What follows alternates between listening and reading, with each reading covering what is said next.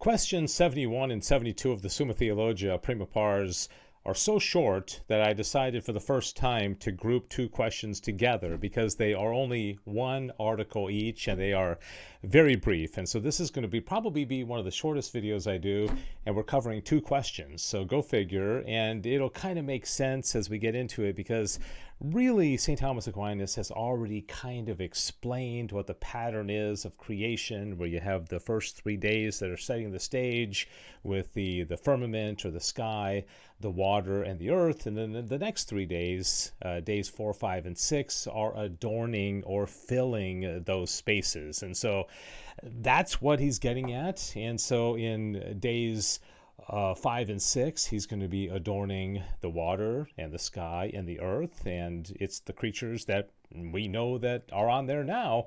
And so again, we're going to go through this pretty quickly, and we'll read it in its entirety because it's not very long. Okay, so question 71 on the work of the fifth day, and there's one article in this entire question. And it doesn't even have a question. The article is the title of the question, which is very unusual. So this is kind of breaking new ground for Aquinas. It's almost like he's like, this doesn't take that much time to explain, so let me get through this kind of quickly, right? He says, as is said above, the order of the work of adornment corresponds to the order of the work of distinction.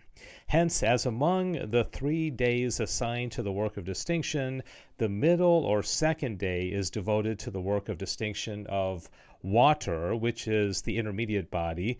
So in the 3 days of the work of adornment, the middle day, which is the fifth, is assigned to the adornment of the intermediate body by the production of birds and fishes. So it's interesting that the water obviously is going to have fishes, and then you're also going to have the birds that are in the sky. But of course, a lot of birds hang around the water as well. As then Moses makes mention of the lights and the light on the fourth day to show that the fourth day corresponds to the first day on which he has said that the light was made, so on this fifth day he mentions that the waters and the firmament of heaven to show that the fifth day corresponds to the second. Okay, so first day fourth, second day fifth, third day sixth. Okay, so there's a real kind of mirror image kind of pattern between the distinction and the adornment of what happens on these 3 days. It's you can go online and find like a diagram of this. It's actually quite interesting, and it makes a lot of sense. You know, he kind of sets the stage and then he populates it, right? However, it must be observed that Augustine differs from the other writers in his opinion about the production of fishes and birds, as he differs about the production of plants. Remember, Augustine seems to be the outlier here, and as I mentioned a few times, Thomas hates to disagree with Augustine, but he must be thinking like, come on, Augustine, all these other writers are saying one thing, Augustine is going in a different direction. He differs about the production of plants, as we talked about in the previous video. For while others say that the fishes and birds were produced on the fifth day, actually, he holds that the nature of the waters produced them on that day potentially. Okay, so this is really, you might say, it's kind of getting in the weeds about whether something is produced potentially or actually, but that seems to be something that Augustine felt pretty strongly about. Okay, question 72 also has one article, and this has to do with the work of the sixth day. One of the most interesting things that I find about his treatment on the sixth day, which is really short, is that he doesn't in this talk about the production of human beings.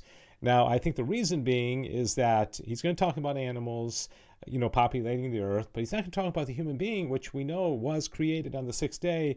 But I think it's so unique and so different and so, you know, different from the brute animals that he's going to treat it in the treatise on human nature at the very end. There's going to be a lot of questions about Adam and Eve and the creation of the first man. And so that's why he doesn't talk about it right here. He says, as on the fifth day, the intermediate body, namely the water, is adorned, and thus that day corresponds to the second day. So the sixth day, on which the lowest body, the earth, is adorned by the production of land animals, corresponds to the third day.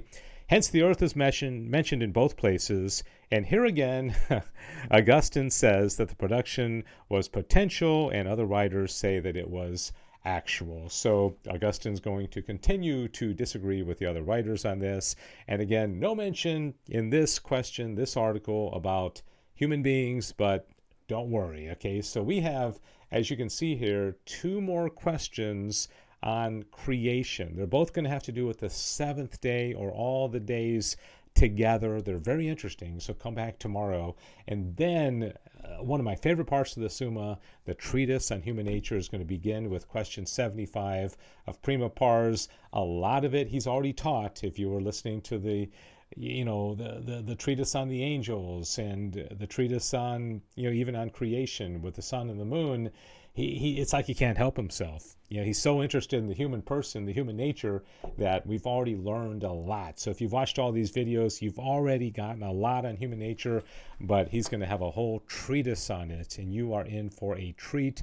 You're going to learn so much about yourself. And I will say, just before I sign off, that I think in the coming years, especially with AI and some of the threats from technology and things that just kind of disrespectful towards human nature, I think there's going to be, if nothing else, a lot of confusion about what does it mean to be a human being?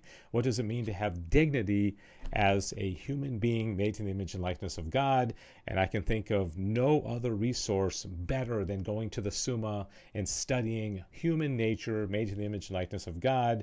And that's exactly what we're going to do in the coming weeks as we get into human nature. All right, two more questions on creation, and then we'll get into that. Thanks for joining me. This has been the Summa, one question at a time.